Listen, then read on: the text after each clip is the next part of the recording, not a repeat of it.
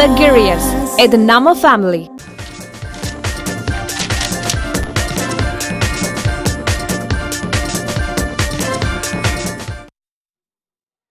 இன்றைய செய்தி கப்பால் பகுதியில் டிடி நெக்ஸ்ட் பத்திரிகையுடைய தலையங்கம் பாஜக ஆட்சியில் மனித உரிமை மீறல்கள் அப்படின்னு தலைப்பிட்டு எழுதியிருக்கிறாங்க.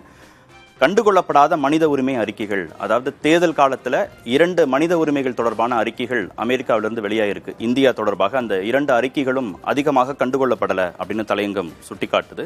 10 ஆண்டுகளில் 19 வகை மனித உரிமை மீறல்கள் இந்தியாவில் நடந்திருப்பதாக அந்த அறிக்கையில் இருப்பதாக தலையங்கம் சொல்லுது.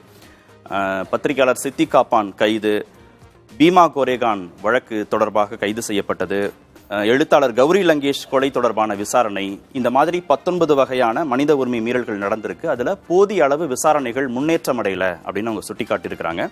குறிப்பாக 2019ஆம் ஆண்டுக்கு பிறகு மனித உரிமை மீறல்கள் அதிகரிச்சிருக்கு அப்படின்னு சொல்கிறாங்க. இந்தியாவுக்கான நிதி போன்ற விவகாரங்களில் முடிவெடுக்கிற போது, அமெரிக்கா முடிவெடுக்கிற போது இந்த மாதிரியான அறிவுறுத்தல்களை இந்தியாவுக்கு வழங்கணும் அப்படிங்கிறதும் அதில் சுட்டிக்காட்டப்பட்டிருக்கு. ஆனால் இந்திய வெளியுறவுத்துறை கடுமையான கண்டனங்களை தெரிவிச்சிருக்கு. இது மாதிரி அந்நிய தலையீடு இருக்கக்கூடாது அப்படின்னு அவங்க தெரிவித்திருக்கிறார்கள்.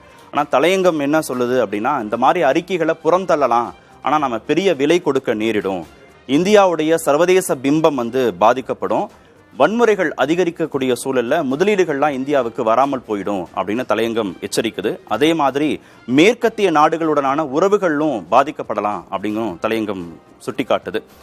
எல்லா விதமான விமர்சனங்களுக்கும் இந்தியாவுடைய இறையாண்மை பாதிக்கப்படுங்கிறது மட்டுமே பதில் அல்ல அப்படிங்கிறதும் தலையங்கத்துல சுட்டிக்காட்டி இருக்கிறார்கள். அன்பு Luxurious. இது நம்ம ஃபேமிலி.